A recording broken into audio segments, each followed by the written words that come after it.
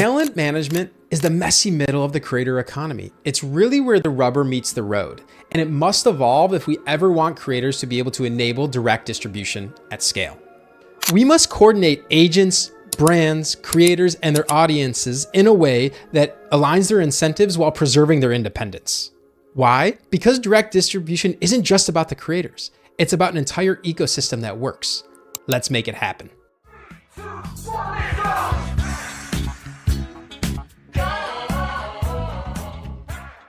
In a previous video, I identified 7 trends that all point to creators becoming the distributors of the future. And today we're diving into what needs to be done to start making this a reality. You ready for it? Talent management. I'm pretty sure you weren't expecting that.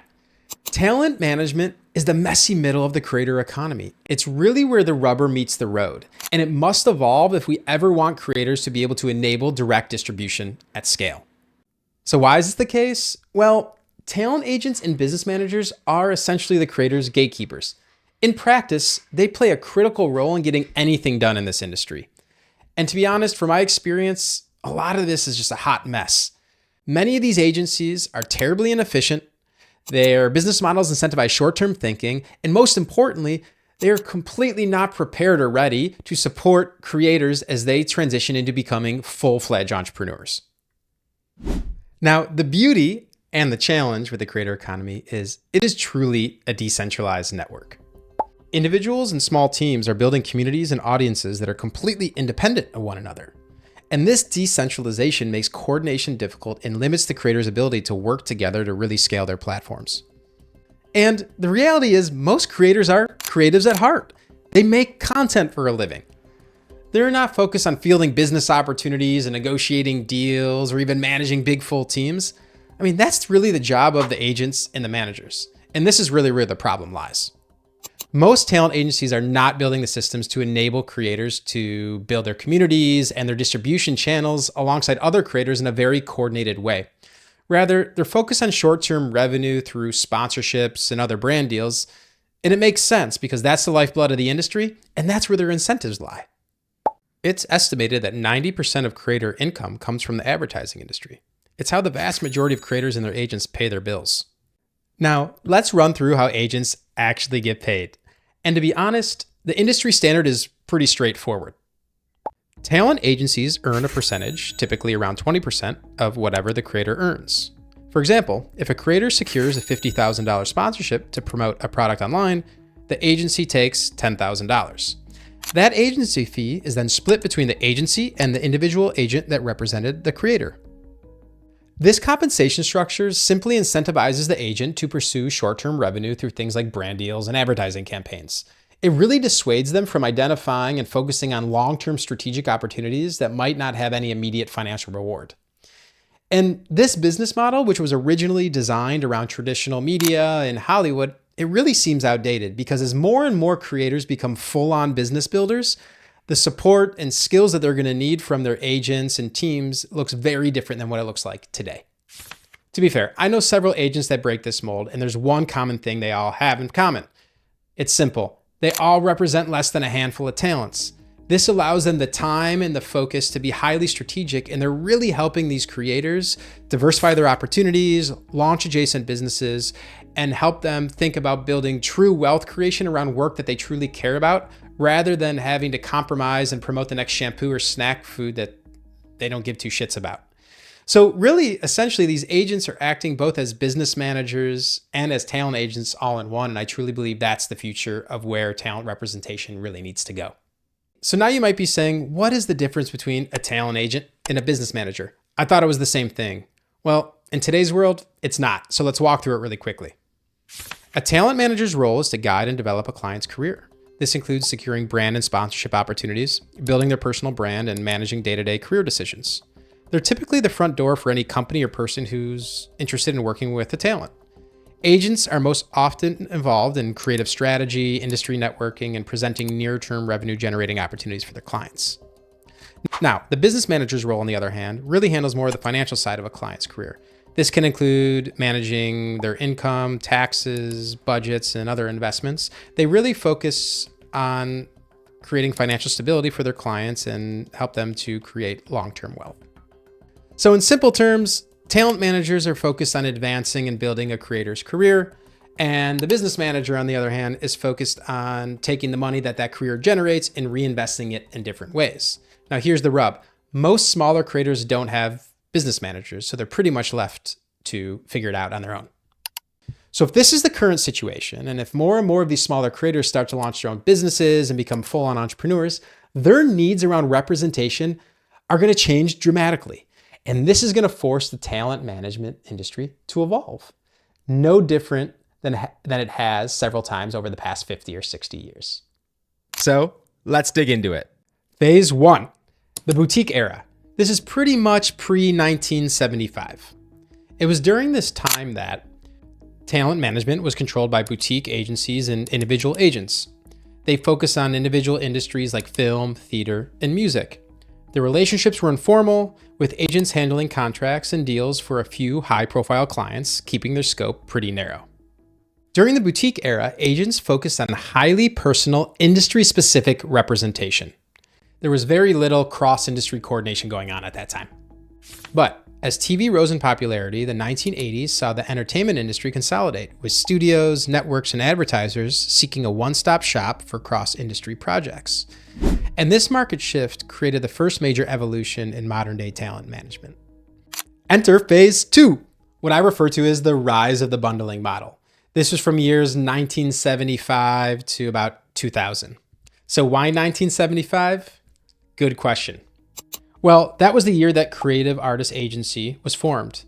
Creative Artists Agency, known in the industry as CAA, they're the ones that pioneered the concept of the bundling model, where they consolidated talent management across industries like film, television, music, and sports, where they offered package deals to buyers that maximize the leverage for their talent. Now, this gave them all the power, making agencies the ultimate middlemen, and led to the rise of what's now known as the Big Three. The Big Three being CAA, Creative Artists Agency, WMA, William Morris Agency, and UTA, the United Talent Agency. The talent agents' focus on scalability and cross-industry bundling did in fact reduce the personalized nature of representation.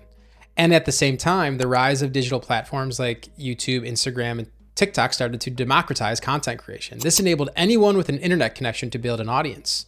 So this expanded the definition of what talent really meant, and it decentralized the discovery process for this talent. And it required new models focusing on digital-first creators building followings through social media. Phase 3, the rise of the creator economy in the digital-first agency. This is a period that I refer to between the year 2000 and the end of 2024.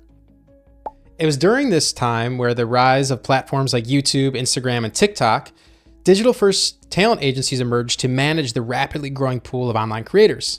These agencies represented a wide range of influencers, from megastars to micro and nano creators. And in this model, it's not uncommon for agents to manage more than 20 talents at once. This approach was born during a period of explosive growth in the creator economy, an era that felt a bit like the Wild West.